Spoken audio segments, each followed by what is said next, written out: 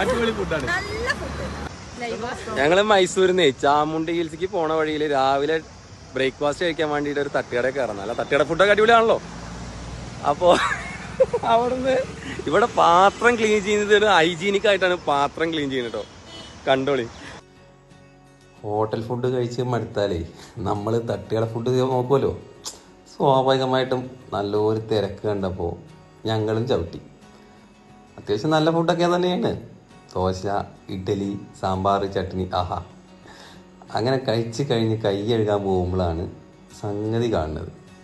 Plate clean ആയില്ലാന്ന് ആരും പറയില്ലല്ലോ.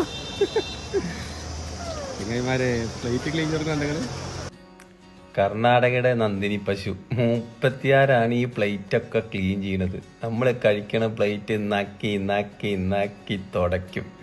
അതോ നമ്മൾ കൈയഴുകി തുപ്പുന്ന വാഷ് ബേസിലത്തെ വെള്ളം ആ ഒരു പൈപ്പിലൂടെ ആ ഡ്രമ്മിലത്തെ പ്ലേറ്റിലേക്ക് ഇങ്ങനെ ചാടും.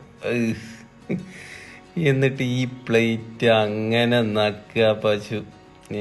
ഇനി ഈ പ്ലേറ്റ് എന്താ ചെയ്യണമെന്ന് വെച്ച് കഴിഞ്ഞാൽ ഇതേപോലെ എടുത്ത് കൊണ്ടുപോയിട്ട് അപ്പുറത്ത് ഒരു വെള്ളത്തിൽ ഇതേപോലെ ഒന്ന് ജസ്റ്റ് ഒന്ന് മുക്കിനെടുക്കും. ഫുഡ് കഴിക്കാൻ തുടങ്ങിയപ്പോൾ മിനറൽ വാട്ടർ കൊണ്ടാണ് കഴുകിയത്. അപ്പോൾ ഇത് കണ്ടില്ല. ഇല്ലെങ്കിൽ അവിടെ കഴിക്കില്ലായിരുന്നു.